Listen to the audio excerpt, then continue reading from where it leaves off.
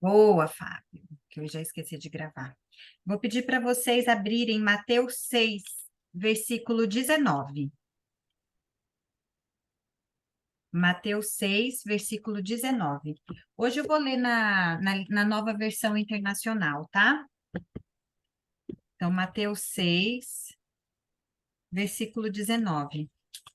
Só relembrando, enquanto vocês estão abrindo a Bíblia, a gente está vindo naquele cenário do Sermão do Monte. Jesus já tinha iniciado o ministério dele na Judéia, foi para Galiléia, e desde então as pessoas tinham ouvido falar das curas, dos milagres, das palavras de Jesus, e elas vinham atrás de Jesus para começou a ter uma aglomeração ali em torno de Jesus, né, para ouvir o que ele tinha a dizer. E foi nesse contexto, ali perto do Mar da Galileia, que é um lago que eu mostrei fotos para vocês, que se deu o Sermão do Monte, que a gente viu várias partes do Sermão do Monte, né? Que tem a parte que Jesus começa, que é maravilhosa, das bem-aventuranças. Depois a gente falou de outras partes, a gente falou das partes também em que ele vai dizer o que nós somos, a nossa identidade como sal da terra, sobre a questão da lei, que ele não veio para anular a lei, mas que ele veio para cumprir. E aí ele tem uma série de explicações da lei, ampliando o sentido da lei, dando a conhecer melhor, porque às vezes a gente na nossa vivência de costumes, tradições, a gente vai perdendo o real sentido do que é a lei de Deus e ele calibra aqui de novo isso. E por fim, a gente viu também a questão da oração, como Jesus ensina a orar, e a gente viu esses detalhes dessa oração, como que o Pai Nosso é tão cheio de significado, como ele é tão lindo e como ele envolve toda a nossa relação com ele, explora todos os aspectos da nossa relação. E agora a gente vai começar uma parte em que vai falar aspectos da nossa vivência, né? Tanto espiritual quanto a nossa vivência aqui na Terra, né? E nós vamos começar justamente a falar agora sobre isso, os tesouros no céu. Então, eu vou pedir para alguém ler Mateus 6, 19 até o 21. Quem pode ler? Mateus 6, 19 a 21. Eu posso ler, se vocês Então, lê quiserem. para a gente. Não acumuleis para vós outros tesouros sobre a terra, onde a traça e a ferrugem corroem, e onde ladrões escavam e roubam. Mas ajuntai para vós outros tesouros do céu, onde traça nem ferrugem corrói, e onde ladrões não escavam nem roubam. Porque onde está o teu tesouro, aí estará também o seu coração. Lindo. Lindo, né? Então, assim, tanto naquele tempo quanto hoje, eles viviam num mundanismo, né? A gente percebe, assim, que quando a gente fala mundanismo, a gente está falando de um exagero do mundo aqui, que aqui está falando justamente sobre os tesouros do céu, né? E aqui eles viviam nos tesouros da terra naquela geração. O Império Romano riquíssimo, conquistando com o seu sistema de valorização que veio ali da Grécia já e continuou em Roma, com seu sistema de valorização do ser humano, o ser humano cada vez mais, desde os gregos, foram tirados o poder místico dos deuses, como se tivesse tudo na mão de Deus, e de repente trouxe mais um viés humano, e esse viés humano também foi lançado nos deuses deles também, né? Então, assim, observava-se assim, uma valorização dos seus desejos, das suas necessidades, e aí, e a riqueza, né? Sempre a questão da riqueza, de que a riqueza como sendo a expressão de ser bem-sucedido, de ter sucesso, você ter um cargo político alto, você ser amigo de um político, tudo isso que acontecia naquele tempo também acontece hoje, né? E aqui Jesus vem falar assim que não é o tesouro da terra que importa, Agora pensem bem, né? Aquelas pessoas queriam uma libertação real, né? Um libertador, um Messias que fosse um guerreiro, que libertasse eles do poder de Roma, em que eles pudessem ter fartura, prosperidade. Então, a relação com o material, com o físico, era extrema. O mesmo que a gente tem hoje em dia, até mesmo conversar com Deus, né? A gente acha que Deus, e tem até toda uma teologia da prosperidade, que colocando Deus como se Deus estivesse preocupado com você ter tesouro aqui. Como se Deus estivesse preocupado que você tivesse o carro do ano, a casa dos sonhos, tivesse o que o mundo considera sucesso. E aqui ele faz um discurso para acabar mesmo, fala assim: olha, não se apegue aos tesouros daqui. Você tem que estar ligado ao que é lá do céu. O que não é do terreno, não é o deste mundo, mas ligado ao que importa, ao céu. E qual céu? Está dizendo ao reino dos céus, ao reino que ele veio explicar para a gente como a gente deve viver esse reino. E quando a gente ora no Pai Nosso, a gente está falando: venha a nós o vosso reino, porque é do céu, mas a gente tem que viver essa realidade aqui na terra. E o que ele está querendo dizer, basicamente, é que não importa o que a gente tem, né? E hoje a gente é muito visto pelo que a gente tem, sempre foi assim, né? E a gente vê na cultura capitalista o quanto isso também é mais exagerado, o que você tem, o que você mostra que tem. As mídias sociais, o Instagram, eu falo que é o poço da cobiça, né? Se você quer desenvolver bem a cobiça e a inveja, vá para o Instagram, né? Você vai desenvolver bem esses pecados lá, porque é bem favorecedor para você olhar e falar assim: por que que fulano está viajando e eu estou aqui nessa vidinha? Olha lá, né? Por que que ciclano está fazendo isso? Dá certo para o outro, não dá certo para mim, né? E o que Deus está querendo dizer é que o que importa para ele realmente é o nosso caráter. A Bíblia mostra em vários contextos que o que a gente tem que trabalhar aqui nesta vida é o nosso caráter, é a nossa ética, a nossa forma de lidar com o mundo, né? Esse é o nosso maior tesouro, né? Então, o tesouro que ele quer é que a gente invista no nosso caráter, e isso o ladrão não rouba, não furta, né? E ele termina dizendo aqui: por onde estiver o seu tesouro, aí também vai estar o seu coração. Onde a gente coloca o nosso dinheiro, onde a gente coloca, enfim, a maior atenção, aonde a gente destina a maior quantidade de tempo. Tudo isso, de certa forma, são tesouros. Então, para a gente saber aonde está o nosso coração, a gente tem que fazer uma inspeção na nossa vida para saber exatamente aonde a gente está investindo, né? Aonde eu invisto? Aonde eu tenho investido? Será que eu estou investindo no meu caráter? Ou estou investindo em outras questões, né? E aqui fica o conselho: invista nas coisas lá do alto, né? Isso está em Colossenses 3:1, é um textinho também que fala que a gente tem que olhar para as coisas do alto e não daqui da terra. Continuando, eu queria que alguém lesse para a gente Mateus 6, do 22 ao 24.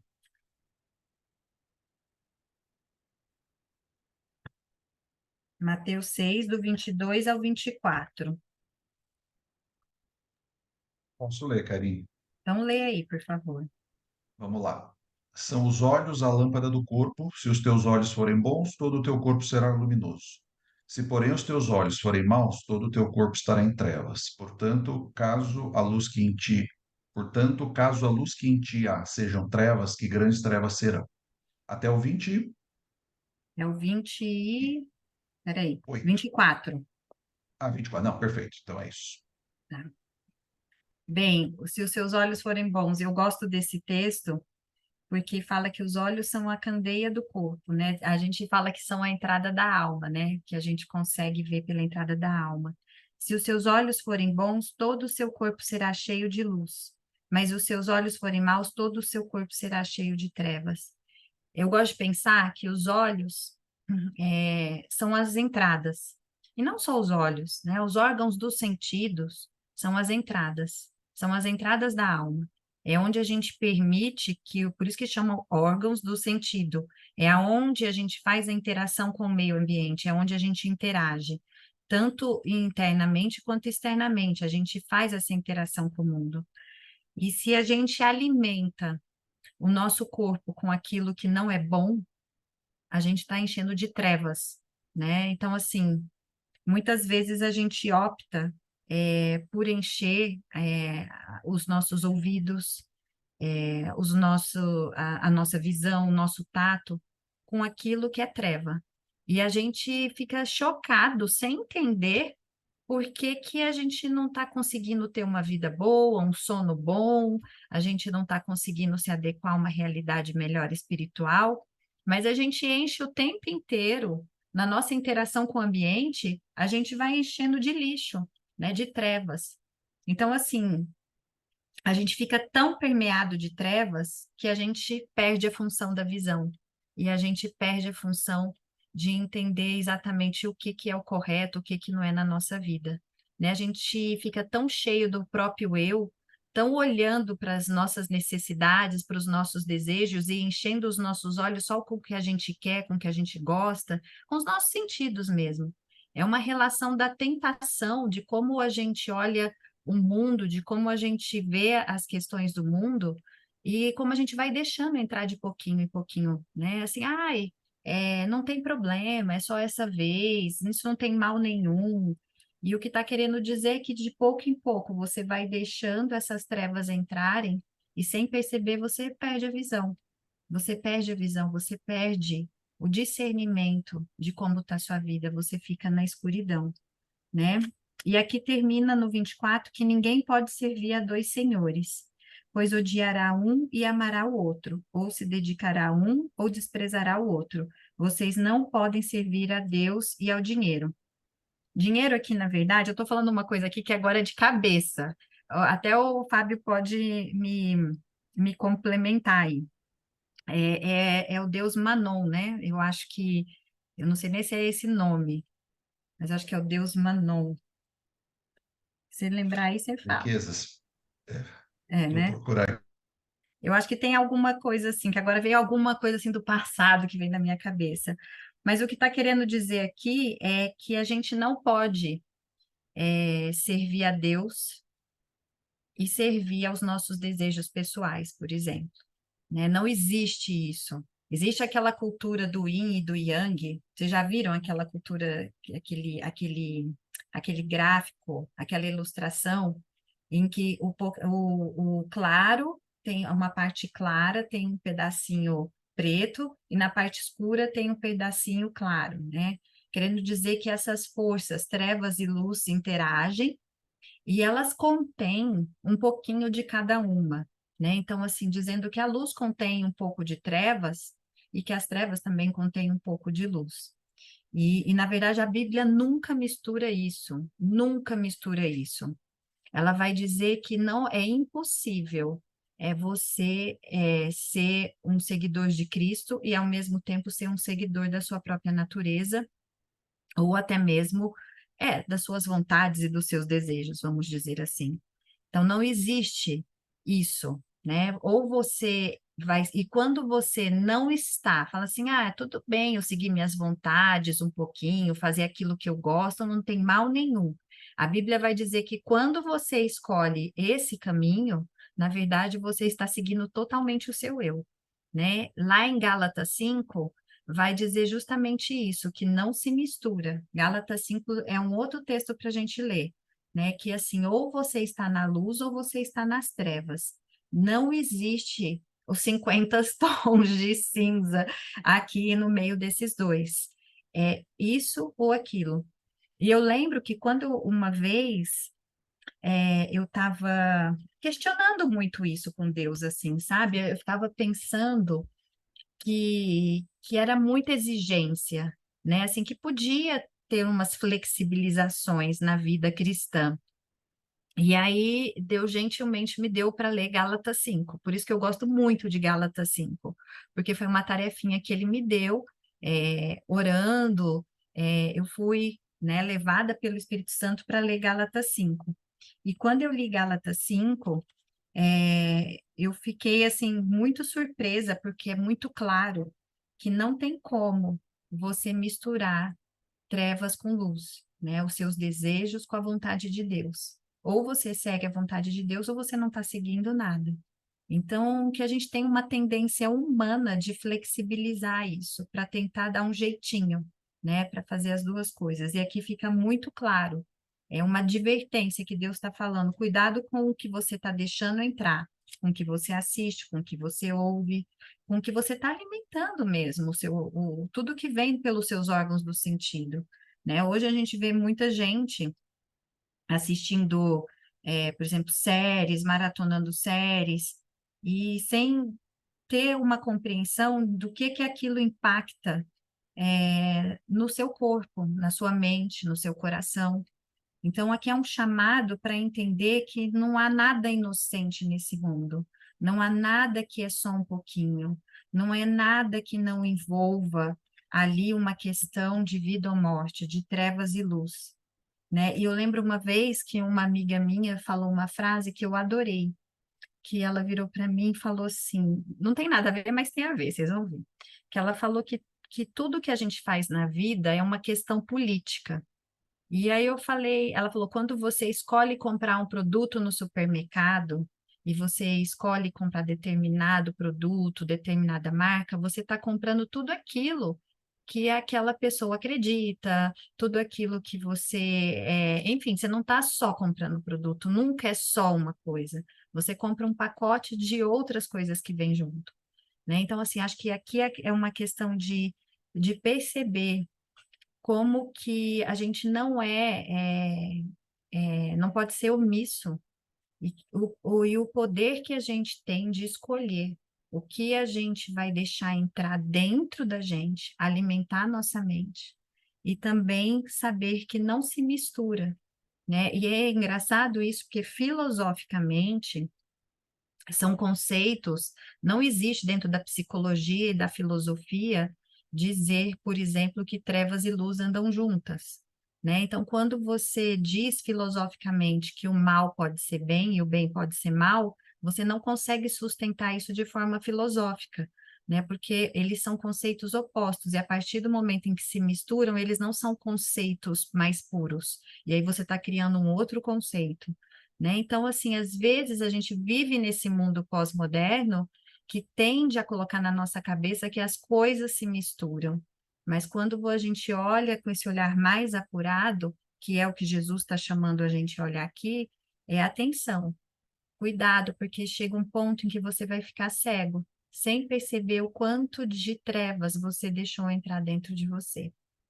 Até aqui, alguém quer fazer algum comentário, quer falar alguma coisa?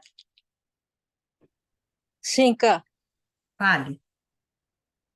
Quando você diz que a treva pode ser encarada como o seu desejo, você quer dizer que bom, é muito difícil você discernir, então, que é o meu desejo está sendo contrariado ao de Deus, né? Não é? Deixa eu ver se eu entendi sua pergunta. É muito difícil discernir se o meu desejo está contrariando Deus, é isso? É? Na verdade, eu acho que eu vou te responder assim. A partir da comunhão com Ele, você vai conseguindo ter mais consciência. No começo, às vezes a gente não tem nem consciência, exatamente se esse desejo é bom ou ruim.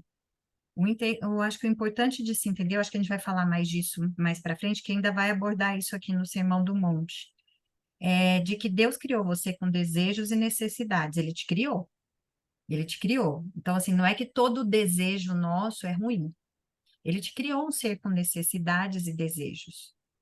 Porque é o desejo que faz você querer ir além. É o desejo que move você também.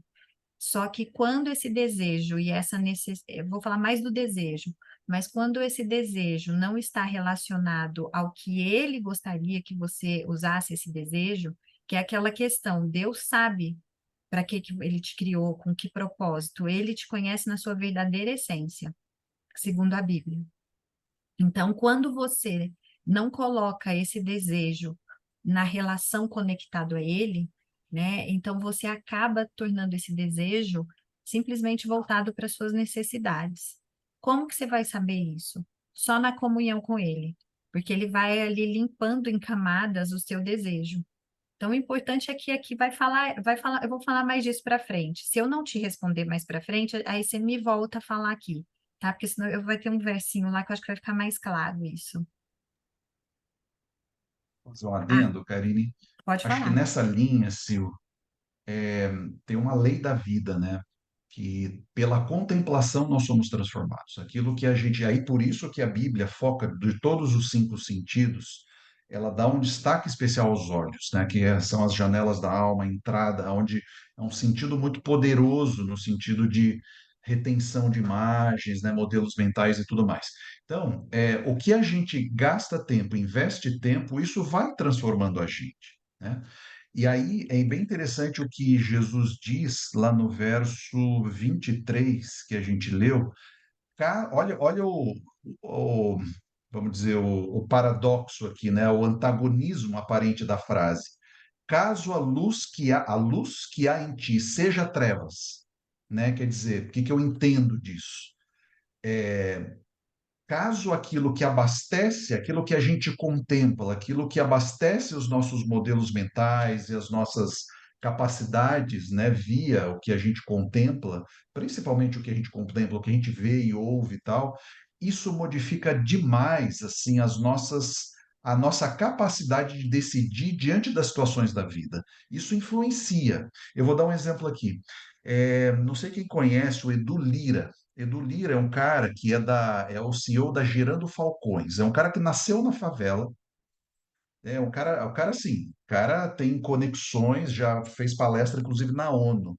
É um cara que nasceu na favela, mas ele teve uma visão diferente. O que que ele falou? Todos, a maioria dos meus amigos, assim, quase todos que nasceram comigo, cresceram comigo na rua, chegava lá com 13, 14, 15, menor de idade, porque né, os traficantes aliciam os menores, já estavam aliciados no crime. Por quê? Porque, né, eles cresceram vendo isso, sendo influenciados por isso. Ah, mas então tem o determinismo aqui, então quem nasceu ali não tem solução? Não, ele diz o contrário.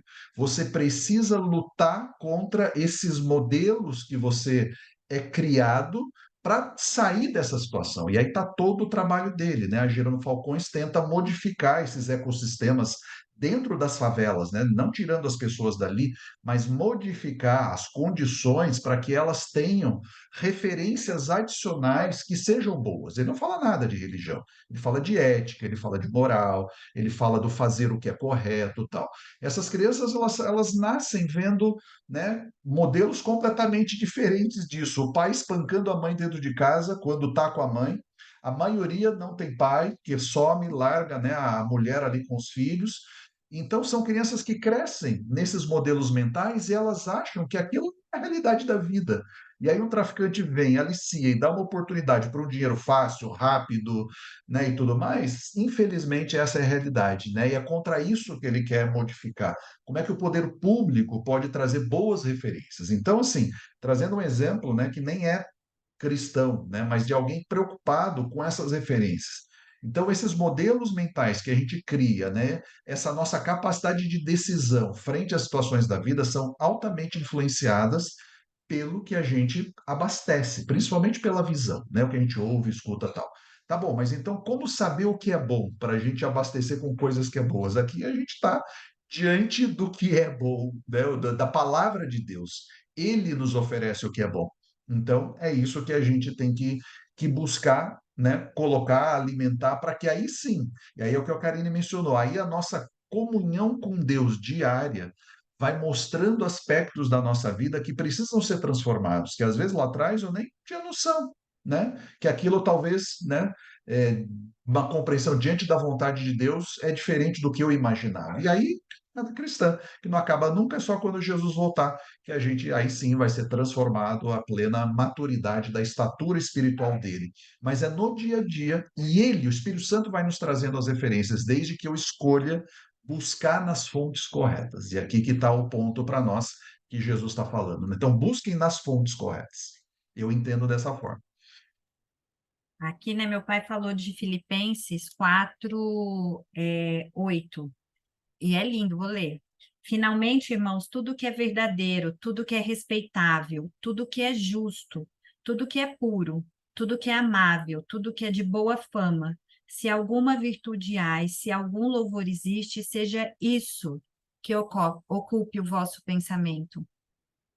Eu acho que o mais interessante, assim, que eu fico muito preocupada como psicóloga, principalmente como mãe, né, e como psicóloga, é que a gente não tem dimensão de quanto lixo a gente assiste e quanto lixo a gente oferece para os filhos e para as crianças. É lixo, é como se você pegasse o resto de comida, o que você tem pior na sua vida, e colocasse para assistir, né? Então, assim, isso que eu estou assistindo é verdadeiro, é respeitável, é justo, é puro, é tudo que é amável, é boa fama. Então, é isso que ocupa o pensamento. Por quê? Porque se você não estiver atento, é isso que o texto fala aqui. O que está entrando na sua alma vai se tornando treva. Você está achando que é luz, mas é treva. E se você fica muito tempo na treva, você perde a visão.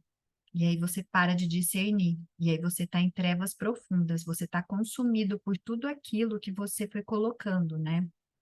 Isso me lembra uma pesquisa clássica que a gente tem na psicologia, que foi feita com crianças assistindo filmes violentos. Eles colocaram, de uma forma muito simplista aqui, tá? Colocaram crianças assistindo filmes violentos e depois colocavam elas em interação com o João Bobo, um boneco João Bobo, aquele que fica para lá e para cá. E depois colocaram outras crianças que assistiram só filmes tranquilos, assim, apropriados, vamos dizer assim, sem violência, né?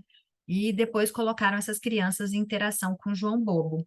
E foi muito interessante porque as crianças que assistiram o filme com violência, elas tiveram interações de violência com João Bobo. Então, eram crianças que chutavam o João Bobo, batiam no João Bobo, falavam que ia matar o João Bobo. E esse estudo é muito clássico, porque mostra justamente que o que você consome, mesmo você falando que isso não é só entretenimento, é só alguma coisa assim, tem impactos no seu comportamento e no seu sentimento, né? Então, assim, existe uma relação que a gente consegue ver claramente na ciência entre o que a gente coloca pelos órgãos dos sentidos e os nossos comportamentos e sentimentos. E isso explica vários transtornos, várias fobias, várias coisas, né? Que a gente não tem tanta compreensão do alcance disso, mas que tem, a relação tem, né? Vamos continuar? Agora vem um dos mais lindos do Sermão do Monte que eu gosto. Como psicóloga, esse é meu favorito. Pegue a sua caneta vermelhinha e grife, que eu gosto de caneta vermelhinha para grifar, assim, sabe, a Bíblia. Igual que tá na minha, assim, ó, que eu tô no borrado aqui, mas grifa esse porque esse merece. Esse tem que ir para os dias sombrios da nossa vida. E eu vou ler para vocês, porque esse eu gosto tanto que eu quero ler, inclusive. Acompanhe comigo, então, Mateus 6, do 25 até o 34. Vamos lá, vai ser uma leitura linda. Esse é um dos meus favoritos. Portanto, eu digo, e quando eu leio, tenta imaginar Jesus falando para você, entendeu? Tenta Jesus falando o seu nome, pensando exatamente o que é para você. Portanto, eu digo, Karine, não se preocupe com a sua própria vida, quanto ao que você vai comer ou beber, nem com seu próprio corpo, quanto ao que vestir. Não é a vida mais importante que a comida e o corpo mais importante que a roupa? Karine, observe as aves do céu. Olha, elas não semeiam, nem colhem, nem armazenam em celeiros. Contudo, eu, né, que sou o Pai Celestial, as alimento. Não tem você, Karine, muito mais valor do que elas? Quem de vocês, por mais que se preocupe, pode acrescentar uma hora que seja a sua vida? Porque vocês se preocupam com roupas? Vejam como crescem os lírios do campo. Eles não trabalham nem tecem. Contudo, eu digo que nem Salomão, em todo o seu esplendor, vestiu-se como um deles. Se Deus veste assim a erva do campo, ou se eu visto assim a erva do campo, que hoje existe e amanhã é lançada no fogo, eu não vestirei muito mais a você? Homens de pequena fé. Carine de pequena fé. Portanto, não se preocupe dizendo o que vamos comer, ou o que vamos beber, ou o que vamos vestir, pois os pagãos é que correm atrás dessas coisas. Mas o Pai Celestial sabe que vocês precisam delas. Busquem, pois, em primeiro lugar o reino de Deus e a sua justiça, e todas essas coisas serão acrescentadas a vocês. Portanto, não se preocupe com amanhã, pois o amanhã trará suas próprias preocupações. Basta cada dia o seu próprio mal. Tá bom? Todo mundo entendeu? Agora todo mundo vai praticar. Amanhã a ansiedade acabou. Essa é a nossa meta. Quando a gente chegar, a gente duplica a meta. A nossa meta é o seguinte: o que Jesus está falando aqui, basicamente, é o seguinte: ó, eu fiz as flores, eu fiz o passarinho. E só lembrando, eu fiz as flores e os passarinhos, toda essa belezura que eu fiz, foi para você. Eu fiz como demonstração do meu amor por você. Eu amo tanto você que eu não só criei você, eu não só me preocupei com a sua geração, com você passar a existir. Eu criei todo um cenário, todo um ambiente para você. E eu cuido. Eu cuido da formiguinha, do passarinho, eu cuido da flor. A flor, o passarinho não fica preocupado se ele fez supermercado ou não. Né? Ai, não passei na Cogev hoje. Ai, não passei no supermercado. Como que eu vou sobreviver? Passarinho tem comida, passarinho não passa fome. Porque Deus cuida de todas as coisas.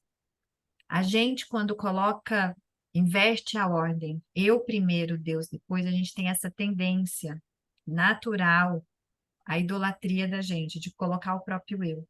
A nossa luta maior nessa vida vai ser isso, entregar e submeter à vontade de Deus. E o que ele está querendo dizer é que esse exercício tem que ser feito no dia a dia. Ele criou você com necessidades e desejos e ele as conhece. Ele fala que eu sei do que você precisa. Eu sei do que cada um de que está aqui no estudo hoje precisa. Eu que te criei. Aliás, eu criei todo esse ambiente também para você. E olha como o ambiente é tudo funciona. Então, vamos falar de você? Eu conheço as suas necessidades. E eu queria que você não se preocupasse. O que vai ser do meu futuro? O que vai ser amanhã? Vou ter comida? Vou ter como pagar aluguel? E agora? O que vai ser da minha vida? Ele está dizendo assim: para de focar em você como sendo Deus de você mesmo. Sou eu que sou o seu Deus. Fui eu que te criei, criei tudo isso aqui. Então ele diz assim: para de colocar você como responsável da sua vida. O que você tem que fazer é me buscar em primeiro lugar. Então, quando você acordar de manhã, esteja atento, a sua cabeça já está funcionando, que você tem que resolver, tem que resolver, tem que resolver, tem que resolver. Você está fazendo do jeito errado. Quando você acordar de manhã, e ele fala que cada dia basta o seu próprio mal, porque Deus ensina a gente a viver um dia por vez. Um dia por vez. Um dia por vez. É isso que ele fala. Você só tem que viver um dia por vez. E nesse dia, você me busca em primeiro lugar. Se você acorda já atormentado pela sua agenda e pelas preocupações da sua vida, pelo que está tirando o seu sono, pela sua ansiedade, você começou errado. Primeiro que você tem que fazer é me buscar em primeiro lugar, me colocar, fala, você sabe das minhas necessidades, cuida de mim. Cuida de mim como você cuida do passarinho, cuida de mim como você cuida da flor. E todas as outras coisas serão acrescentadas. Você só precisa buscar e descansar, porque você não precisa se preocupar com amanhã. Tem um texto que está aqui no livro que eu vou ler para vocês, do Maior Discurso de Cristo, que eu achei lindo. Está na página 71. Está escrito assim: um dia de cada vez nos pertence. A gente tem um dia por vez, a gente tem o presente, a gente tem o hoje. E durante ele, cumpre-nos viver para Deus. Por esse dia, devemos colocar na mão de Cristo, em solene serviço, todos os nossos desígnios e planos, depondo sobre ele toda a nossa ansiedade, pois ele cuida de nós. Eu sei que tenho, eu é que sei que pensamentos tenho a respeito de vocês, diz o Senhor. são pensamentos de paz e não de mal, para lhe dar um futuro e uma esperança. Isso está em Jeremias 29:11. Não conver... Na conversão e no descanso está a salvação de vocês. Na tranquilidade e na confiança reside a força de vocês. Isaías 30:15. A nossa força, a nossa segurança está em saber que é Ele que cuida de nós e que os planos dele são planos de paz e não de mal.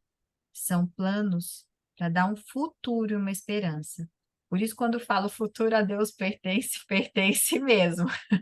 Ele só pediu para a gente, no dia de hoje, que é o que ele nos deu para hoje, entregar para ele. Alguém quer fazer algum comentário, alguma pergunta? Karine, Fale. pelo amor de Deus, eu vou ter que cortar esse pedaço aí que você falou e mandar para uma pessoa muito especial. Você acabou de dar uma aula para a pessoa, pelo amor de Deus, colocar Deus em primeiro lugar. O Fábio vai me ajudar a ver qual é esse espaço aí, ou como é que eu acho. Fantástico, mas isso é tudo, né? E isso é uma aprendizagem, né? Assim, que a gente tem que todo dia colocar isso na ordem certa, porque a gente dorme, parece que a gente acorda no outro dia, a gente bagunça de novo, né? Hoje, por exemplo, eu acordei e eu não fiz meu devocional de manhã, né? Então, assim, eu não fiz a parte que eu converso com ele, que eu adoro, a minha parte da manhã que geralmente as crianças não estão aqui, o Tiago já levou elas para a escola e eu tenho uma horinha com Deus. E eu amo essa horinha com Deus porque eu fico sedenta, porque eu ouço muito através da Bíblia, né? E é um momento que eu tenho de fortalecimento espiritual, de colocar as coisas na ordem correta. E hoje meu dia foi meio tumultuado. E eu estava sentada ali agora à tarde e falei, nossa, hoje eu não fiz o meu devocional, né? Então, assim, é uma luta diária. Tem dia que a gente erra, aí no outro dia a gente vai e entra no eixo de novo. O importante é que a gente não desista e continua calibrando. Vai ser sempre uma luta, né? A luta maior que a gente enfrenta nesse mundo é a luta de quem domina o nosso coração. Se vai ser a gente mesmo, com os nossos, colocando a gente como Deus de nós mesmos, ou se é Cristo, né? Que é Cristo que vai dominar, né? Então, uma coisa legal, Karine, que Jesus, que está por trás da fala de Jesus, o que que a gente pensa, né? A gente se desespera, né? E o texto começa, não fiqueis angustiados, né? O Brasil, acho que é o número um dos angustiados do É mundo, né? assim. É o primeiro. Então, o que que Jesus está dizendo, no fundo? Né? Por que que você está pensando, não, mas daqui um ano, não sei o quê, daqui sei lá quanto tempo, ou semana que vem, ou mês que vem? Jesus está dizendo o seguinte, olha, a nossa vida, a vida de vocês, nada mais é do que uma sequência de cada dia. Ou seja, o dia de hoje, eu não consigo viver o ontem, porque já foi, e não consigo viver o amanhã, porque não chegou. A nossa vida, no fundo, é o dia de hoje. Né? O dia de hoje é um resumo da nossa vida. Cada dia é uma miniatura da nossa vida espiritual. Então, o que que eu preciso fazer? Viver a vida cristã hoje, no dia de hoje. O futuro, passado já foi. E Deus, né, não se preocupa com o passado, ele se preocupa com o hoje. O futuro não nos pertence, está nas mãos de Deus. Então, o que que eu tenho que fazer? Deixar que Deus guie a minha vida hoje. E como eu faço isso? Fazendo do dia de hoje o melhor dia da minha vida. É isso que Jesus está dizendo. E quando a gente entende isso, que na verdade a nossa vida de 90, 95, 100 anos, ela se resume ao dia de hoje, que é esse essas são as horas que eu tenho controle, né, no dia de hoje. Então, é uma sequência, e o resultado de uma vida toda é, na verdade, a coleção dessas sequências diárias do dia de hoje. Então, quando eu vivo, né, e aí eu olho a minha vida toda, né, eu preciso ter o controle de tudo, tem tantas responsabilidades envolvidas, tantas coisas tal.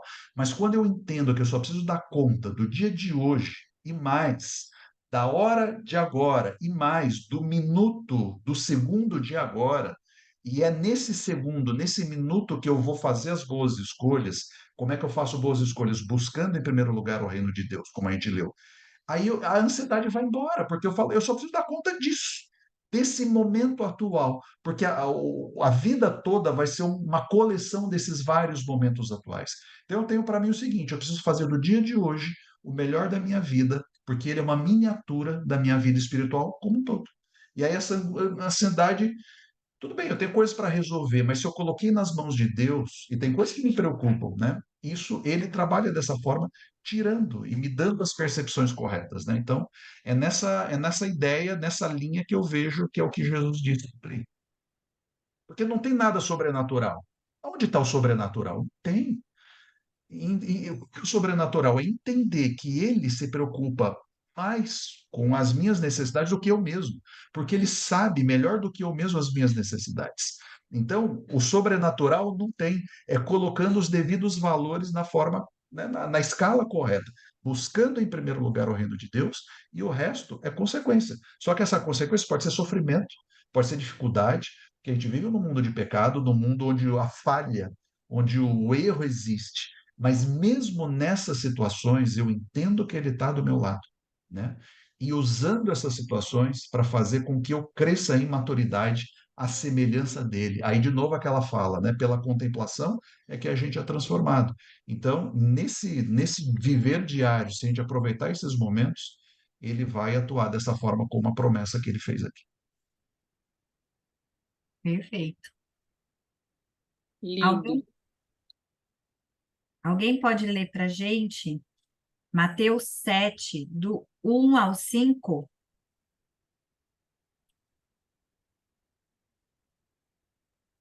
Eu posso ler. Então, leia para a gente. Não julgueis, para que não sejam julgados, pois com o critério com que julgardes, sereis julgados, e com a medida que tiveres medido, vos medirão também. Porque vês tu o argueiro no olho do teu irmão, porém não reparás na trave que está no teu próprio? Ou como dirás a teu irmão, deixa-me tirar o argueiro do teu olho quando tens a trave no teu? Hipócrita, esse também, né? É, Hipócrita, tira primeiro a trave do teu olho, e então verás claramente que, para tirar o argueiro do olho do teu irmão. aqui, na verdade, na nova versão internacional, só para ficar mais fácil, às vezes a gente vê uma viga, né? A gente fica olhando a viga no outro e não vê o cisco que está no nosso próprio olho. Então, para apontar para os outros, a gente vê uma coisa gigante. Olha aquele lá, a gente tem essa tendência. O outro é gigante o que ele faz. Mas a gente. Não, peraí, é o contrário, gente, estou falando tudo errado, olha aqui. A gente tende a ver o cisco no olho do outro e a gente não vê a própria viga gigante que tem no nosso, né? Desculpa, estou viajando aqui. A gente tem a tendência de minimizar o nosso, isso é até muito estudado na psicologia. Isso é um que a gente chama, o ser humano tem, vamos dizer assim, umas dificuldades de percepção, né? E essas dificuldades de percepção são criadas pelos nossos mecanismos de defesa e pela nossa preguiça mental. Ou seja, a gente é culpado ainda desses erros de percepção, e a gente estuda isso na psicologia cognitiva, né? Então, assim, quando alguém bate o carro, por exemplo, ou quando vou falar de desastre, né? Quando tem um desastre natural e a gente vê as casas caindo, as pessoas tendem a pensar, mas tá, por que foi construir casa lá? Sabia que podia cair. Mas por que também fez isso? A gente culpa o outro ainda. Isso é um fenômeno que a gente estuda em psicologia. Mas quando acontece com a gente minimiza. A gente fala, mas também, por que o governo não fez a estrutura necessária? Por que não sei o quê, né? Quando a gente vê uma pessoa batendo o carro, fala, olha lá, dirige com a mão do celular, não prestando atenção, também dá nisso. Mas quando a gente bate o carro, a gente fala assim, ah, não, foi só uma desatençãozinha, uma coisa pequena, né? Foi culpa do outro, porque, olha, a gente tende quando é com a gente minimizar, e com o outro a gente acusa, fala que é culpa dele, a gente não vê o nosso. né? Só vê o do outro. E às vezes o do outro é pequenininho. E a gente não vê o gigante que está no nosso, o elefante branco que está na nossa casa, por exemplo, né? E tem uma coisa que a gente fala em psicologia que é assim: eu só reconheço no outro o que eu vejo em mim. Então, assim, quando eu falo muito, né? Quando eu fofoco muito, quando eu acuso muito, quando eu julgo muito, é com essa régua que os outros também me veem, né? Tudo aquilo que eu planto, eu colho, né? Então, assim, a gente normalmente, quando está julgando o outro, a gente está condenando a gente naquilo mesmo, né? Então, é muito engraçado que eu fico vendo de fora isso. Isso é. Olha, eu julgando, eu vendo de fora. Já estou julgando, já estou julgando aqui. Mas eu vejo muito de fora esse fenômeno. Mas é um fenômeno que eu vejo, vamos dizer assim, é o mais gritante. Que as pessoas tendem muito a julgar os outros o tempo inteiro nas falas. E elas não percebem que na hora que elas julgam ou que comentam alguma coisa que não gostou de que pessoa fez, ela está falando dela mesma. O tempo inteiro ela está falando dela, né? Então, assim, que Jesus está colocando a gente aqui para pensar que a força que deve trabalhar no nosso coração, nos relacionamentos, não é da crítica, não é do apontar o dedo, é simplesmente a força do amor, que é a força que ele usa, né? A força dele para mudar eu e você é amor.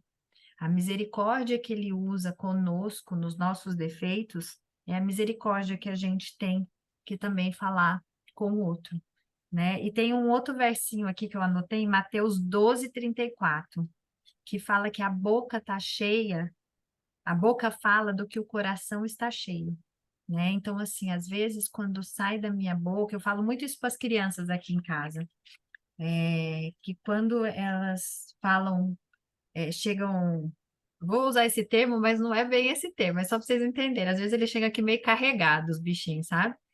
Que foi, eu odeio fulano de tal, ciclano de tal é aquilo, ciclano não sei o quê. E é gostoso, né? Porque a gente destila aquele veneno, assim, sai até o veneninho aqui do negócio. Aí eu falo assim para ele: você gostaria que a pessoa, você falaria isso olhando para a pessoa? Fala, de jeito nenhum. Eu falo assim: então você está pecando, porque você está falando mal, né? O que que você pode falar? O que que você pode sair da sua boca que pode ser construtivo? O que você está falando está dizendo muito mais de você e da sua dificuldade em se expressar, de se colocar, do que do outro. Cuidado, que é muito fácil ver que o outro não fez, mas está muito difícil ver suas falhas, suas dificuldades em se colocar, suas dificuldades em analisar, em ser mais paciencioso, misericordioso. Então, eu uso muito isso aqui com as crianças. Aí até que tá funcionando, né? Porque esses dias eu falei assim, ó, as amigas vieram dormir aqui, tô contando fofoca, né? As amigas vieram dormir aqui em casa, né? E aí todas elas começaram a falar de uma menina.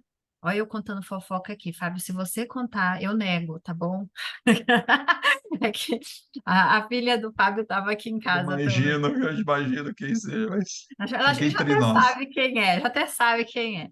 Elas têm uma amiga que tem um certo probleminha, né? Assim, enfrenta dificuldades de relacionamento. E elas estavam aqui numa, assim, fofocaiada, acusando a menina.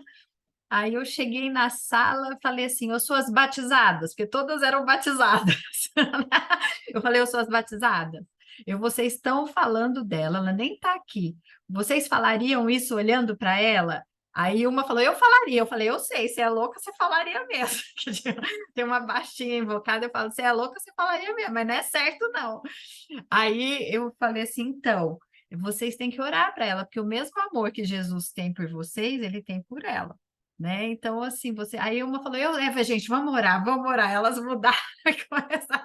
E eu não foi um orar irônico, foi tipo, é verdade, gente, a gente tem que orar mais por ela, né? Elas estavam conversando aqui. E foi muito bonitinho isso, porque às vezes, como pais, como pessoas presentes na vida de crianças, a gente sem perceber está julgando o outro, está dando modelos, né, de julgar. Isso é muito comum, né? Então, assim, como a gente tem que prestar atenção nisso também, porque geralmente quando a gente está fazendo isso, a gente está falando é da gente, não do outro. Alguém quer falar alguma coisa? Alguém quer contar um testemunho também dessa parte? O Caio, é se olhar no espelho, né? O famoso se olhar no espelho. É o se olhar no espelho, exatamente. E a gente às vezes não olha, né? Porque quando a gente olha no espelho, a gente tem que ver. E é difícil, às vezes, ver os nossos defeitos. Agora vamos ler Mateus 7, versículo 7 até o 12. Eu pulei um versículo aqui, gente, mas vocês podem ler em casa. Eu tô dando aqui só uma aceleradinha em umas partes que eu acho melhores de serem discutidas hoje aqui. Por isso, Qual um que é? versículo. Mateus 7, né, capítulo 7, do versículo 7 ao 12.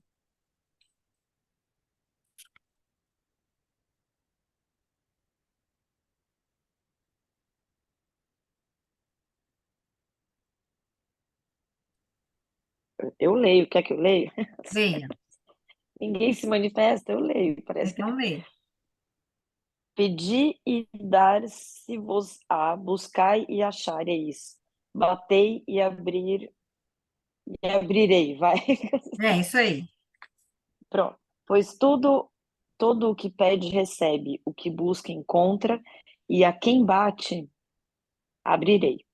Ou qual dentre vós é o homem que, se porventura o filho lhe pedir pão, lhe dará pedra? Ou se lhe pedir um peixe, lhe dará uma cobra? Ora, se vós que sois maus, sabeis dar boas dádivas a vossos filhos, quanto mais vosso Pai, que estás no céu, dará boas coisas aos que lhe pedirem? Tudo quanto, pois, quereis que os homens vos façam, assim fazei-o vós também a eles, porque esta é a lei e os profetas. Isso. Bem, aqui começa o versinho falando: peçam, eu vou ler na nova versão internacional. Peçam e será dado, busquem e encontrarão, batam e a porta será aberta. Pois todo o que pede, recebe. O que busca, encontra, e aquele que bate, a porta será aberta. Deus sabe das nossas necessidades e dos nossos desejos, Ele sabe. Só que Ele pede uma ação nossa, né? Eu tenho buscar o primeiro reino de Deus, é importante, e dentro desse buscar tem essas ações aqui. Peçam, busquem e batam. O que ele está querendo dizer, na verdade, é assim: tem que vir uma parte sua.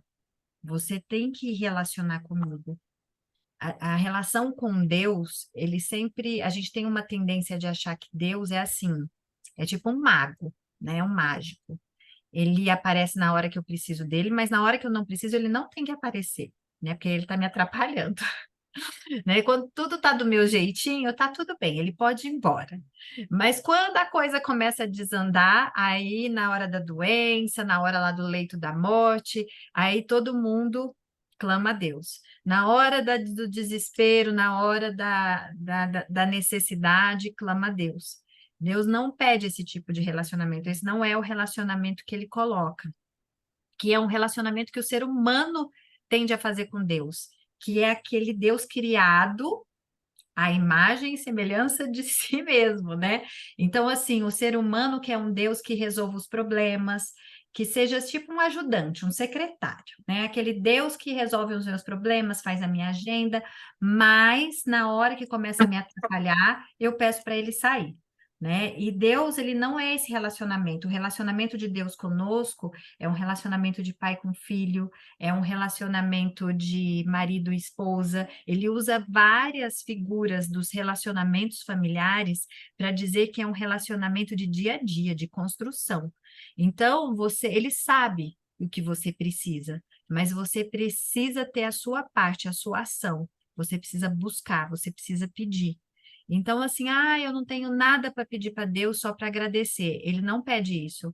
Ele pede que você peça, porque quando você fala que você está só agradecendo, você, de certa maneira, está agindo com presunção de que você não precisa dele, de que sua vida está toda resolvida. E a nossa vida, ninguém aqui está resolvida, né? Ninguém vive num mundo de justiça, ninguém vive num mundo que tem plena saúde. Então, assim, o que ele quer entender é que você perceba que você tem necessidades também, que você tem muitas necessidades e o quanto você depende dele. o quanto você depende dele. E ele diz assim: vem, busca, pede, porque quando você pede, tem uma ação minha, porque você deixa e me permite entrar na sua vida. E eu só entro na sua vida quando você permite. Eu sou um Deus de liberdade e um Deus que aceita você também não querer o meu amor. Então, busca, porque na hora que você busca e pede, eu posso agir na sua vida. E aí fala que quem pede será dado, né? E aí fala assim, agora é vocês, imagina vocês que são maus, né? Que nem é bonzinho assim. Se um filho pede comida, vocês dão pedra? Se um filho pede peixe, você vai dar uma cobra? Aí Jesus fala: olha, vocês que são maus, dão coisas boas para os filhos, quanto mais o pai de vocês. O pai, a palavra aqui é pai, né? Quanto mais o pai de vocês que está nos céus vai dar coisas que vocês pedirem. O importante é a gente entender assim, como pedir, né? Tem um outro versículo na Bíblia, acho que está em Tiago, que fala que a gente não recebe porque a gente pede mal, né? O que a gente vai entendendo nessa relação até com Deus é como pedir, né? Como pedir, porque às vezes, Papai do céu, igual se a gente trabalhar com Deus, que nem Papai Noel, também não vai dar certo, né? Assim, esse ano eu fui uma boa menina, então eu queria uma viagem, um carro importado, também queria uma roupa nova, ou não sei o quê, não vai funcionar, né? Porque Deus não é Papai Noel. Um filho é a relação evocada que é de filho.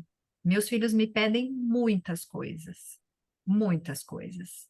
E tem coisas que eu não dou para eles. Eu não dou para eles porque eu vejo que eles não têm ideia do que eles estão me pedindo e o quanto que aquilo vai fazer mal para eles, né? Então eu falo, olha, isso eu não vou te dar. Eu sei que esses dias minha filha me pediu para ir num show de uma cantora. Aí eu falei, fui ver o ingresso do show. O ingresso do show era R$ 2.400. Eu falei, você não vai nesse show. Você não vai nesse show, mas eu posso pedir dinheiro, eu posso economizar. Eu falei, nem se você tiver dinheiro, você não vai nesse show.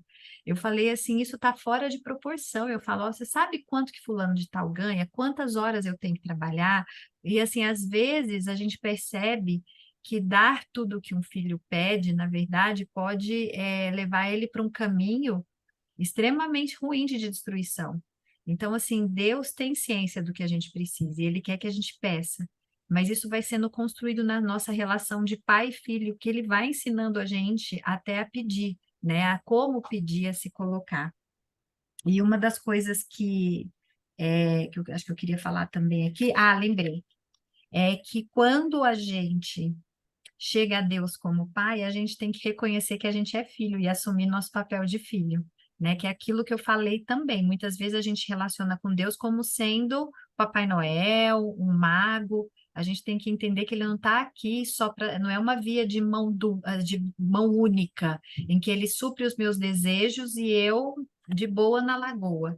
O que ele está querendo dizer é assim, eu quero construir um relacionamento com você, e esse relacionamento a gente tem que entender exatamente como vai construir. Então, eu sou pai, eu sou o seu criador, eu conheço você, mas você também tem que assumir o seu papel de filho meu, e entregar, confiar e entregar a sua vontade a mim, né? E não ficar ali retendo ali os seus desejinhos que talvez estejam te colocando num caminho ruim, né? Então entrega tudo para mim.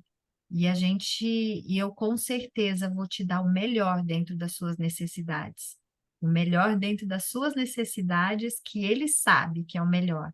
E o plano dele, que nem a gente leu de Jeremias, os planos deles e os pensamentos dele para nós não são pensamentos de mal. Os pensamentos dele são sempre bons, são sempre pensamentos de amor. Ele quer o nosso melhor. Então, tem muita gente que fala assim: ai, Deus não quis, Deus não foi dessa vez, como se Deus fosse querer o nosso mal, né? Ai, Deus que quis que fosse assim. Deus nunca quer o mal. Deus sempre quer o seu bem, né? Então, a gente tem que entender esses princípios que estão aqui no Sermão do Monte, para a gente ir filtrando tudo aquilo que a gente vai carregando, às vezes, na nossa vida, como sendo um lado espiritual, um lado de religião, e a gente vai vendo que, na verdade, está bem bagunçado tudo, né? Alguém quer falar, comentar alguma coisa?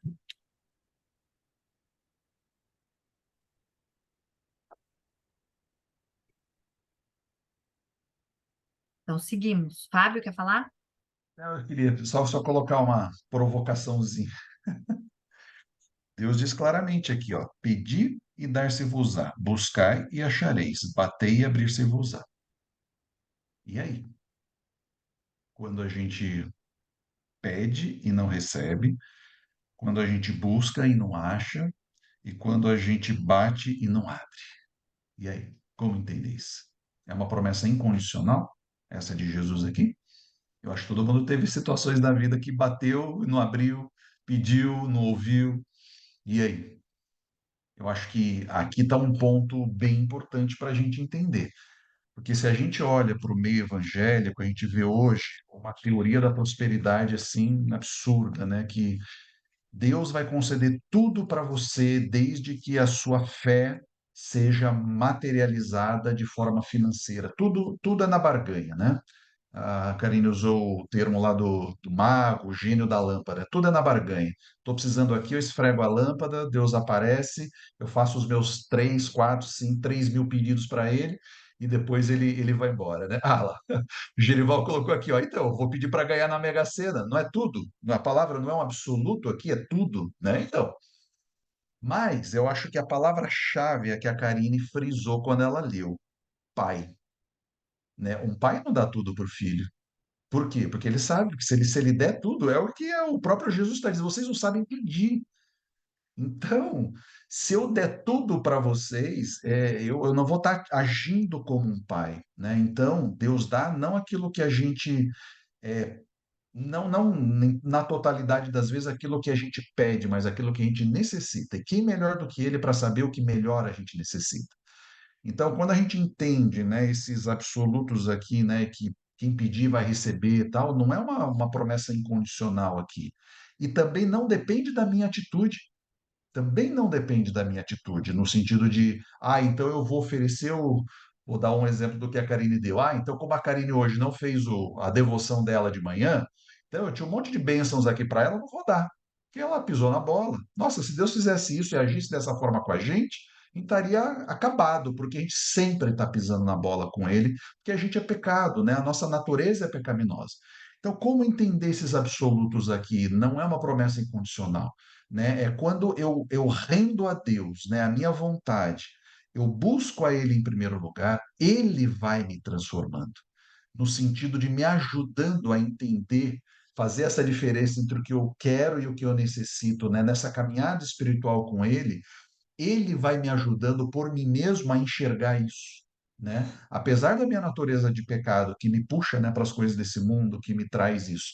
Então, primeiro, não é uma barganha. Então, se eu tiver fé, e, né, uma fé que se expressa monetariamente, que se expressa nas ações, que se expressa nisso, não, nada disso. Mas onde vem a obediência? Quando eu obedeço, né? E a Karina, acho que vai ler o final aqui, né? Os dois fundamentos. Quando eu faço coisas, não é para que eu receba, mas eu faço coisas porque eu caminhei nesse processo de maturidade para Deus, com Deus, e entendo que essa é a vontade dele, porque ele sabe o que é melhor para mim. Então, olha como as coisas se triangulam, né? Eu faço porque eu busco a ele em primeiro lugar, e ele, né, na sua infinita sabedoria, vai fazer coisas da minha vida para que eu realmente, porque eu realmente estou entendendo essas necessidades e a minha vontade está se aproximando cada vez mais da dele. Então, eu não enxergo isso aqui como um absoluto, uma promessa incondicional, mas uma promessa que, na verdade, ela depende da minha maturidade com ele, no sentido de, no final da minha vida cristã, crescendo em maturidade, talvez eu esteja mais próximo de o que eu peço é a vontade dele, né? E a palavra pai aqui, para mim, é chave para a gente entender.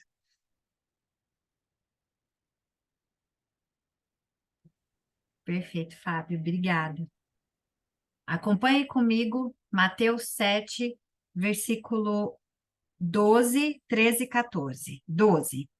Tudo quanto, pois, quereis que os homens vos façam, assim fazei-o a vós também, a eles, porque esta é a lei e os profetas. A gente já falou muito disso, eu não vou ficar aqui pegando muito nesse textinho, mas a gente já entendeu a lei do relacionamento com o próximo, né? Deus retomando aqui de novo a questão assim, que não basta ser também você querer ter o relacionamento só comigo, isso não se expressar também em relação ao seu próximo.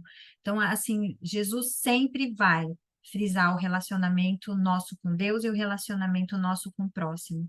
E o relacionamento com o próximo sempre é um relacionamento em que eu sou a métrica, a forma como eu quero ser tratado, a forma como eu quero ser amado, a forma como eu gosto de mim, mantenho a minha vida, é essa que eu tenho que ter com o próximo, com os que eu gosto e com os que eu não gosto, né? Então, aqui eu vou só colocar assim, mas a gente já discutiu bastante, por isso eu vou seguir. Vamos para o versículo 13. Entrai pela porta estreita.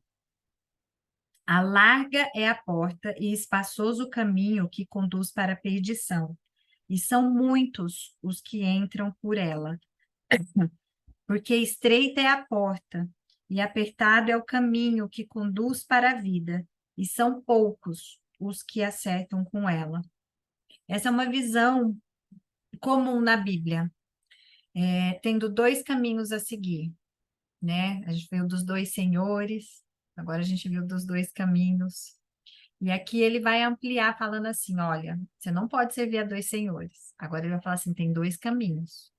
Um caminho é largo, espaçoso, mas ele conduz à perdição. E tem um que é o estreito, apertado, difícil, só que esse conduz para a vida. E são poucos o que acertam com ela. A gente vai ver isso mais para frente, em vários outros momentos, mas eu só para vocês entenderem a ideia daqui, né? Em Lucas, não vai falar entrai pela porta estreita, vai falar esforcem-se. Esforcem-se para entrar pela porta estreita. Ou seja, existe uma ação nossa de esforçar para estar nesse caminho. Porque o natural é que a gente escolha o pavimentado, o bonito, cheio de luzinha, porque é mais fácil, né? Bem mais fácil, ele é atraente, só que ele tem uma armadilha, né? Então, assim, a Bíblia vai apontar em vários momentos que Satanás, ele vai usar o que ele pode para deixar esse caminho mais apetitoso. Ele vai te facilitar nas tentações, né? Então, o caminho largo, espaçoso, ele é um caminho de ilusão, ele é ilusório, né? Então, ele parece que ele é tranquilo, que ele é ok, mas ele é uma cilada, ele conduz para as trevas. E aí aqui fala, esforcem-se para estar no estreito. O estreito é a renúncia do seu eu. O estreito significa que você não vai ter um caminho fácil. Às vezes você pode ser julgado, você pode ser apontado o dedo como sendo extremista, fanático, como está indo contra a maré. O estreito, ele tem as suas complicações, mas ele conduz à vida. E a Bíblia vai dizer que a gente não está sozinho nesse caminho estreito. No largo, a gente tem muita gente. A Bíblia fala aqui que tem muita gente, tem muitos companheiros no largo.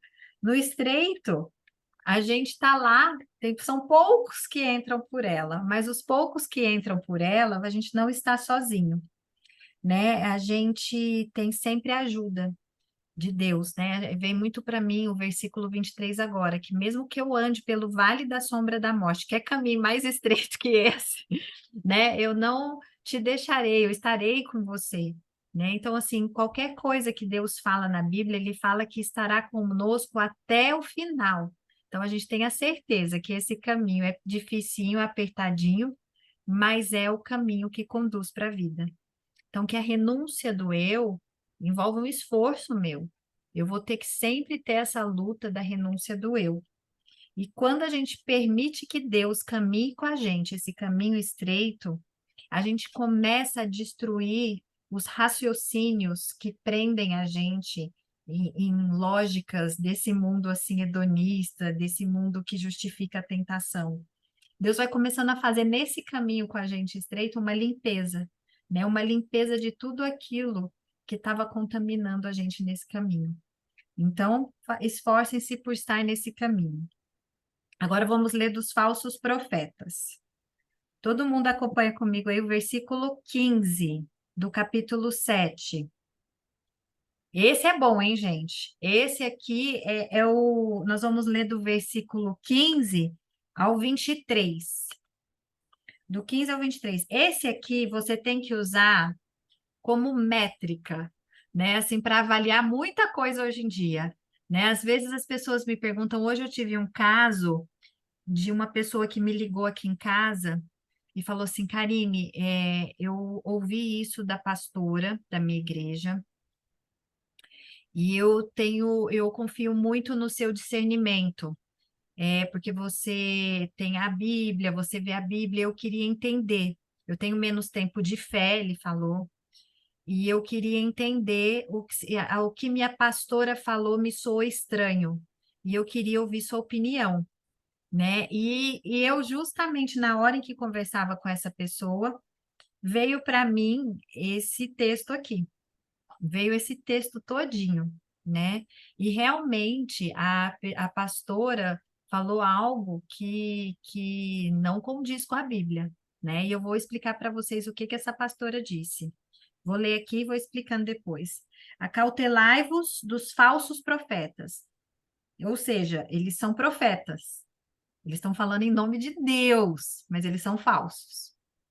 Que se vos apresentam disfarçados em ovelhas, mas por dentro são lobos roubadores. Eu sempre falo essa frase aqui, que é do versículo 16. Pelos seus frutos os conhecereis. Colhem-se, porventura, uvas dos espinheiros ou figos dos abrolhos? Assim toda árvore boa produz bons frutos, porém a árvore má produz frutos maus.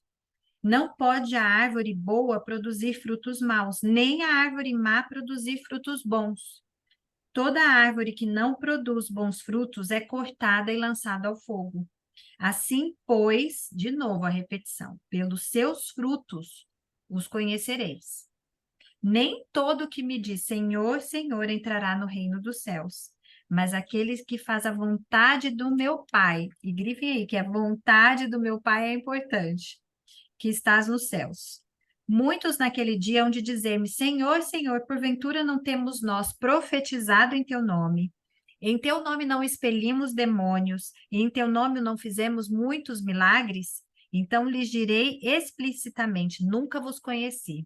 Apartai-vos de mim, os que praticais a iniquidade.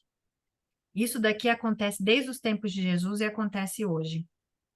Tem muita gente que é pastor, que é profeta, que cura, que tem demonstração de milagre, que expulsa demônio, que faz milagre, que profetiza, mas que não é um verdadeiro profeta, é um falso profeta.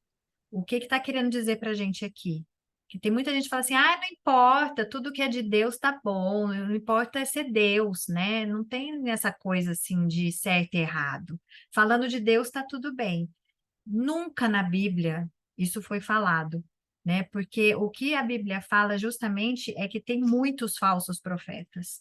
Porque a melhor estratégia que Satanás tem é justamente infiltrado, né? Infiltrado ali e confundindo a cabeça daqueles que estão relacionados com a palavra de Deus. Então, assim, vocês têm que testar sempre, pedir para Deus mostrar para vocês se aquilo que está sendo falado vem de Deus ou não vem de Deus, né? E ele pede, pergunta, se você tem dúvida, pergunta, eu vou te responder. Isso é uma pergunta que com certeza Deus responde. Ele vai ter prazer em te responder e discernir, né? E ele vai dizer aqui, pelos seus frutos conhecereis. Gente, tem muita gente que é profeta aí, que é dono de igreja, que tem igreja aí lá, por exemplo, tem avião, tem lixo de ouro. Olha eu falando mal aqui. Tem lixo de ouro, tem não sei o que, etc. Assemelha aos frutos do Espírito Santo? Tem que estar assim, sempre pensando nisso, sabe? Assemelha aos frutos do Espírito Santo, né? Essa pessoa está produzindo bons frutos. Quando a gente fala de bons frutos, a gente está falando dos frutos do Espírito Santo. Se você planta uva, você tem que colher uva. Não adianta eu falar uma coisa quando eu falo de Deus, mas as minhas ações, as minhas atitudes não são de frutos do Espírito Santo, é um falso profeta.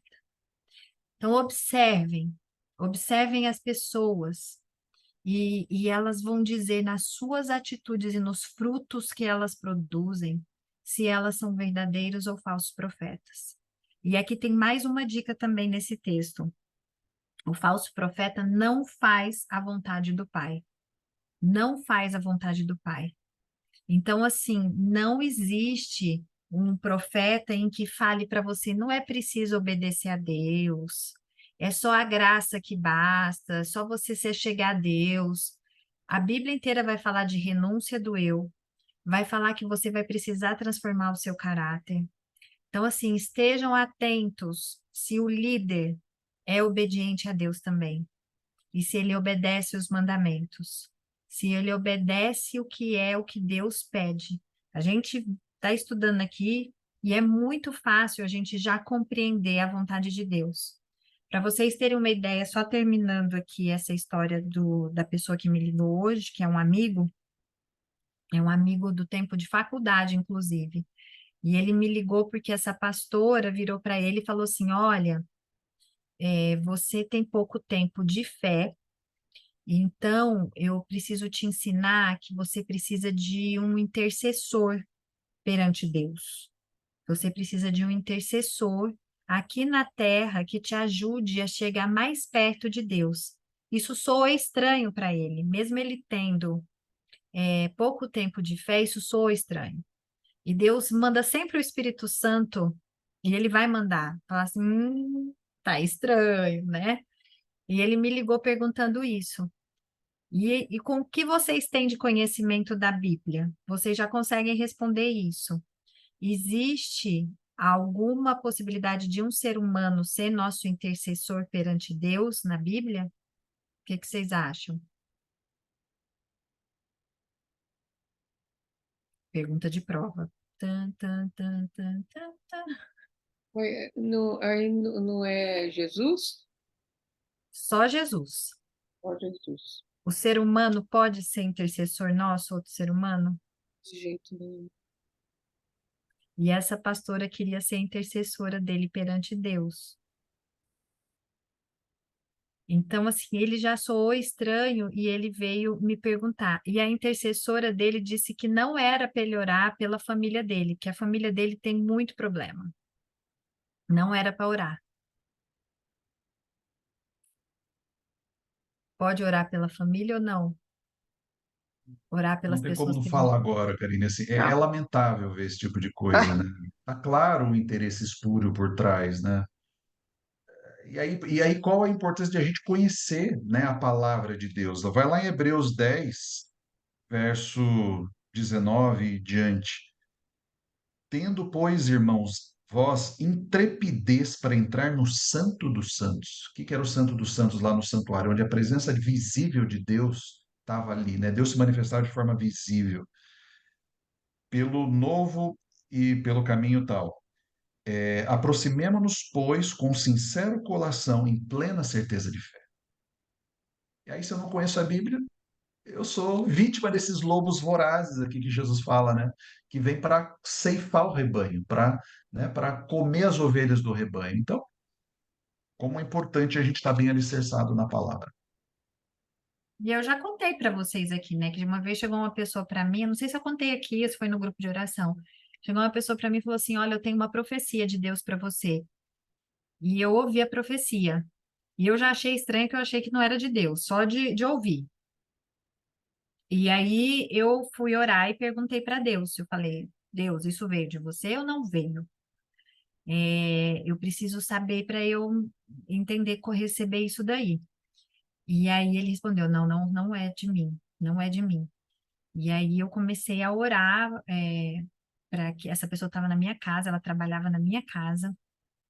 E assim, eu já sabia pelos frutos dela que a coisa não estava muito andando certo, mas eu comecei a orar muito forte em casa.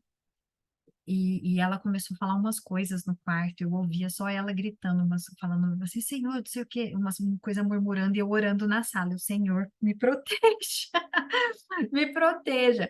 Porque a profecia dela não foi muito boa, não. Mas, aí ela chegou na sala e falou assim, olha, não tem condição de continuar nessa casa, eu não vou trabalhar mais aqui. Assim, a sensação que me deu foi de livramento, porque foi muito surreal o negócio, sabe? E assim, ela chegou bem na minha cara, assim, eu tenho uma profecia, parecia que tinha uma coisa assim, de uma mensagem muito especial.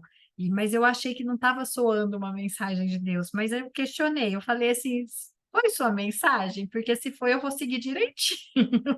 Aí ele falou, não, não foi de jeito nenhum. Aí eu falei, então ora aqui, Senhor, protege. Gente, para terminar, e a gente vai terminar hoje, só pedir um pouquinho mais de paciência para vocês, que a gente vai terminar hoje o Sermão do Monte. Nós vamos ler os dois fundamentos. Fábio, você pode ler para a gente do 24 ao 27? Posso? 24 a 27, os dois fundamentos. Todo aquele, pois, que ouve essas minhas palavras e as pratica, será comparado a um homem prudente que edificou a sua casa sobre a rocha. E caiu a chuva, transbordaram os rios, sopraram os ventos, deram com ímpeto contra aquela casa, que não caiu, porque fora edificada sobre a rocha. E todo aquele que ouve essas minhas palavras e não as pratica, será comparado a um homem insensato que edificou a sua casa sobre a areia. E caiu a chuva, transbordaram os rios, sopraram os ventos e deram com ímpeto contra aquela casa. E ela desabou, sendo grande a sua ruína. Até o 27, né, Karine? Isso. O que é que Jesus termina o Sermão do Monte com uma parábola? E eu acho incrível o método dele, né? Ele falou e ele fez um discurso revolucionário. Ele basicamente deu uma chicotada em todo mundo, aquele tapa com luva de pelica, né? Assim, todo mundo, ele colocou, calibrou ali, ele explicou o reino dele, explicou como funciona a lógica do mundo para ele, o que que é seguir ele. E aí ele vem e termina com essa parábola, né? Porque essa parábola é um método que a gente vai ver muito aqui, que é um método que Jesus utiliza muito, né? Que ele conta uma historinha e essa historinha, ela tem um objetivo, né? Ela tem sempre um objetivo, a historinha que Jesus conta. E ele está explicando algum aspecto do reino dele, né? Algum aspecto de como funciona a lógica dentro do reino dele. E a metáfora tem um poder incrível, porque ela vai direto no nosso coração, né? Ela tem ali a clareza e ela entra de uma forma em que ela não passa pelos nossos mecanismos de defesa tão apurados, então ela chega muito rapidamente ao nosso coração, né? Então, o que ele está querendo dizer é basicamente assim: imagina vocês que aquelas pessoas estavam ouvindo todo um sistema de pensamento totalmente diferente do que eles esperavam, totalmente do que eles foram ensinados, pela religião, inclusive, pelos rabinos daquele momento. Os rabinos não falavam isso, eles não foram ensinados dessa forma, porque a própria religião se apropriou de costumes e formas de ver a vida diferentes do que o próprio Deus ensinou eles.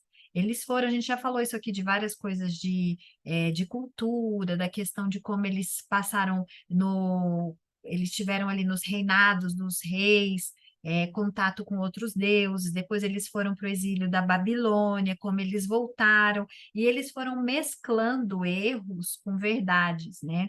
E aqui Deus faz um limpa, mas é um limpa que é contra tudo que eles acreditavam. Aí ele termina assim: olha, muito lindo o que eu falei, né? Tocou até seu coração. Mas ó, se você ouviu tudo isso que eu falei e não praticar, você está construindo sua casa lá na areia. Então, assim, o que eu estou querendo dizer é o seguinte: o que ele está falando para mim e para você hoje. Você ouviu lindo esse sermão do monte. Amar os inimigos, não mudei a lei. Falei aqui de um bando de coisa, né? De como você tem que orar, de como você tem dois caminhos para seguir, das luzes e das trevas, do tesouros no céu. E agora? Agora a parábola que eu deixo para você é o seguinte: todo aquele que ouve e pratica está construindo a sua vida na rocha. Então vem a tempestade da vida, não está falando que você não vai ter tempestade, está falando que você vai ter tempestade. Você vai ter tempestade, você vai ter problema, mas sua casa não vai ser abalada, porque você construiu, você praticou aquilo, você está relacionando com o reino de Deus. E na Bíblia, a questão de rocha é muito. Eu estou falando só por cima agora, depois a gente vai estudar mais. A questão de rocha é relacionada com Jesus, com a palavra de Deus, como Jesus sendo a rocha. Então, quando você centraliza, quando você pratica, você está sedimentando a sua vida em Cristo e na palavra de Deus. Então, pode vir a tormenta que for, você vai resistir. Agora, a partir do momento em que você ouve essas palavras e elas são lindas, você acha maravilhoso, porque o discurso é lindo. O discurso é lindo mesmo. Quando você ouve o discurso de um ponto de vista ético, é evoluidíssimo. Não tem um filósofo que falaria tão bem como ele falou aqui.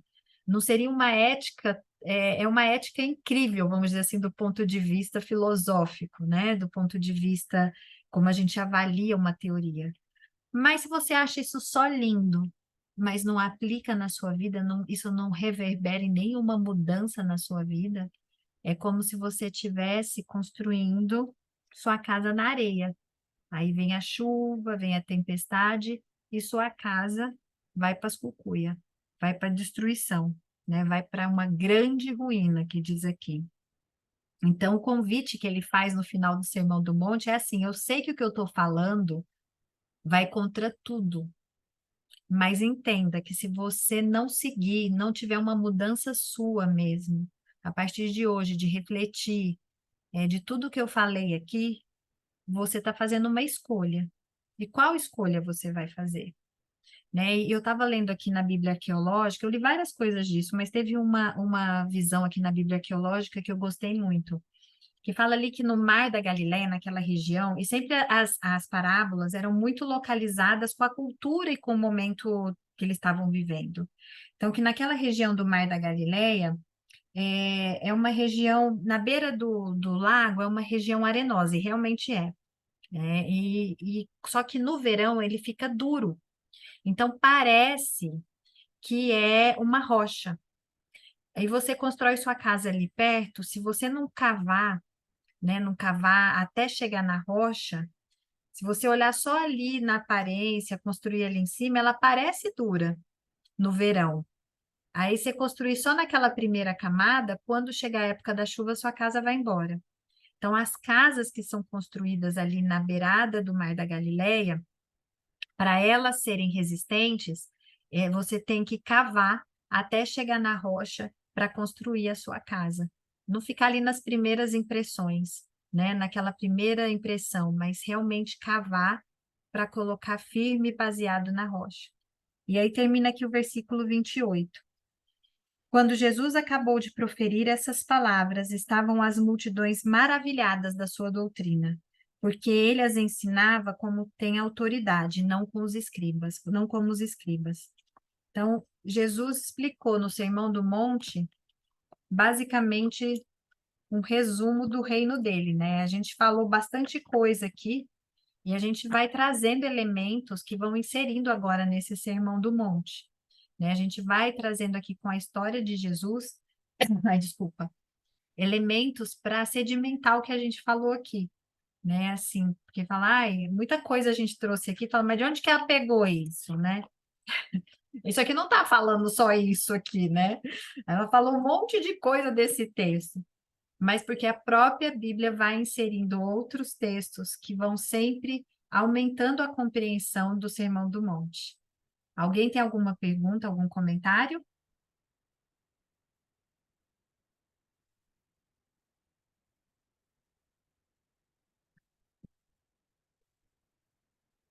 Então, Fábio, você faz oração para a gente e fica o nosso convite aqui hoje, que a gente construa, que a gente pratique isso, né, no dia a dia. Que a gente busque, em primeiro lugar, o reino de Deus, que a gente entregue o dia a dia para Ele, que a gente esforce para estar no caminho estreito, para que a gente seja manso, para que a gente seja pobre de espírito, para que a gente esteja sempre vivendo o reino dele, como diz na oração, venha a nós o vosso reino, e seja feita a tua vontade, não a minha. Fica o convite para que o Sermão do Monte ecoe diariamente nas nossas mentes e que a gente possa escolher sedimentar tudo isso sobre a rocha, que é Jesus, né? Porque pode vir as dificuldades da vida, mas a gente vai permanecer firme.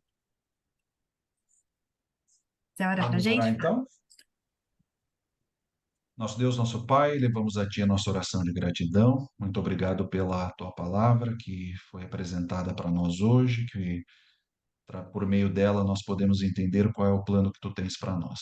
Tu sabes que nós vivemos num mundo que tem dificuldades, que tem problema do pecado, tem os erros, os acertos, mas nós queremos nos entregar em Tuas mãos. Nós sabemos que a maior orientação, uma das maiores orientações que recebemos é entregar tudo nas tuas mãos e buscar o teu reino em primeiro lugar. Mas tu bem sabes, Senhor, como nossa natureza muitas vezes, ou na maioria das vezes, não quer isso. Para isso te pedimos que comece executando essa obra no nosso coração, ah, no nosso dia a dia, para que na multidão dos nossos dias essa obra seja efetuada. Pedimos de modo especial para cada um aqui, tu sabes as necessidades individuais de todos nós, e que tenhamos a disposição de ouvir as tuas palavras como ouvimos, e agora praticarmos e aplicarmos essas palavras às nossas vidas. Essas bênçãos nós te pedimos e te agradecemos, por amor de Jesus. Amém.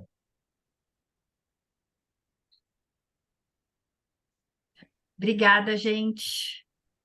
Boa noite. Obrigada a vocês, Obrigado. boa Obrigada. noite. Muito bom, muito obrigada. Obrigada no feriado vocês estarem aqui com a gente. Muito obrigada. Obrigada, gente. Foi Obrigado fantástico. vocês de estarem aqui, que são guerreiros no Pois é. feriado. Muito obrigada. Obrigada, E gente. Foi fiquem com fantástico. Deus. Obrigada, boa Muito noite, bom. gente. Uma Boa boa noite. semana, bom restante de semana para todos. Tchau, tchau. Para nós. Obrigada.